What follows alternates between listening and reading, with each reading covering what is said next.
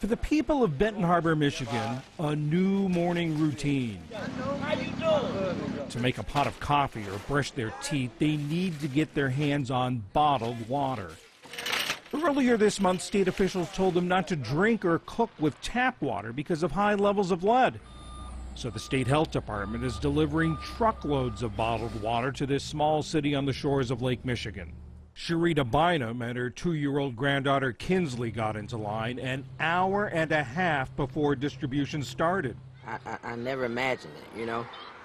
I didn't think it was as serious, but it is. It smelled real funny. Sometimes it just come out brown. Benton Harbor native Carmela Patton grew up drinking the tap water. But a few years ago, she began to sense that something wasn't right. A couple of times I got out of the tub, out of shower, I itch real bad, like constant itches. Last year, Patton had her water tested and found it contained more than 100 parts per billion of lead. Federal regulations say action must be taken after readings of just 15 parts per billion. Patton uses a filter on her faucet provided by the state. But now state health officials warn that current lead levels may be too high for the filters to work. For Patton, it's all prompted questions, like about one of her daughter's developmental difficulties. I grew up off the water. I raised her, my 19-year-old, off the water. And I wonder now, because I've been looking and reading, is that why she got delays? Is she got her issues going on? The Centers for Disease Control and Prevention says lead is harmful at any level, especially in children, because it can slow growth and result in learning and behavior problems. How does that make you feel? I feel stupid. I feel stupid, but then again, I don't. It just feel like I can't trust the state. I don't trust my mayor because you said 3 years you knew this, but you never introduced us to it. Benton Harbor residents like Patton might never have known the water isn't safe if not for the Reverend Edward Pinckney. In 2018, he sent the water sample for testing that first revealed high lead levels. Since then, 6 consecutive sets of tests conducted by the state have shown excessively high levels in some Benton Harbor homes. It went on for 3 years of silence. Pinckney contends local officials ignored the problem. That's what hurts me more than anything else. After 1 year, you should have done something. You should have told this community that the water was bad. Pinckney and his grassroots group, the Benton Harbor Community Water Council, have been distributing bottled water since 2019. In September, they asked the Federal Environmental Protection Agency to take emergency action.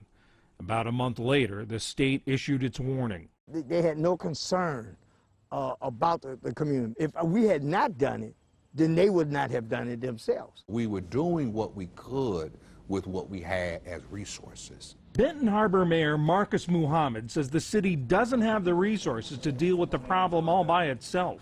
It needs the state help that Michigan Governor Gretchen Whitmer has pledged.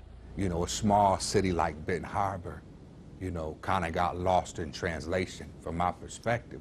So we're at the behest and the mercy of the state. Elizabeth Hertel, Michigan's Director of Health and Human Services, acknowledges residents' complaints that they were left in the dark for too long. We need to continue to work at how and when we're communicating. I think the only way to repair that lack of trust is to continue to show up.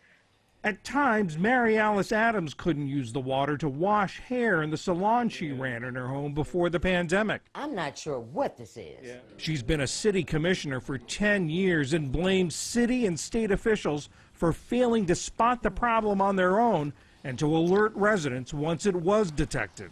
I was getting very angry about it because our residents should know, but I didn't know the magnitude of it because I kept, again, asking. We need somebody to educate us on what these things mean. We have elderly people in the community that don't understand what a per part per billion is. The crisis in Benton Harbor has echoes of another case of lead-tainted water coming out of the faucets of a poor, majority black Michigan city. The state reached a $600 million settlement with the residents of Flint for its role in that city's lead crisis, which emerged in 2014. This is Candace. Adam's daughter grew up both in Flint and Benton Harbor. My baby being epileptic, I didn't know that it could actually do greater harm with a condition like that. And her between Flint and here, she was like getting a double portion of lead. Adam still wonders whether lead might have played a role in her daughter's death in 2018. It's sad when you watch a child take all of these different types of medications, praying that they would get better, and then drinking water, bathing in water, brushing your teeth in water, to think that lead on top of the medications caused her even graver suffering. It's sad to watch a child and can do nothing about it. For many in Benton Harbor, the current water problems are just the latest case of their city being left high and dry. After decades of disinvestment and government neglect, the schools are struggling, crime is high, and nearly half the population lives in poverty. But take the short drive across a river to the neighboring city of St. Joseph, and it's a stark contrast. A majority white city with a thriving downtown and safe drinking water. When you talk about St. Joseph, Michigan, and Benton Harbor, Michigan, you're talking about two different worlds.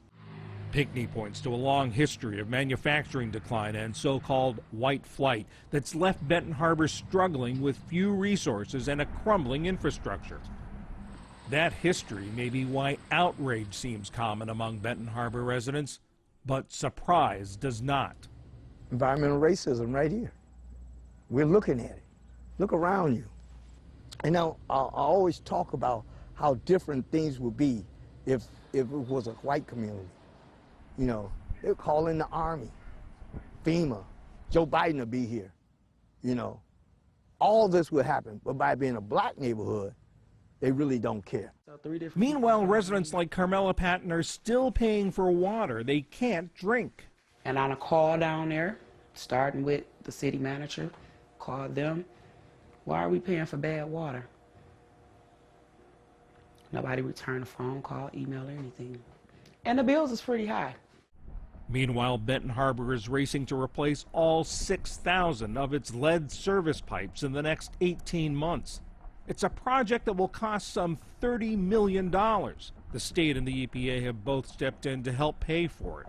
State Health Director Elizabeth Hertel says it's about time. Our water infrastructure in Michigan and across the country has been woefully neglected. So while these are the two communities that we've seen it thus far, I do not believe that these will be the only communities in the state of Michigan or across the country where we're going to see this. But for those stuck with water they can't drink, it's not fast enough. I mean, if you want to take a bath, then you pray over it and you do what you got to do. But at the same time, are y'all bathing in it? What is your water like? In the meantime, the people of Benton Harbor continue to pay the price.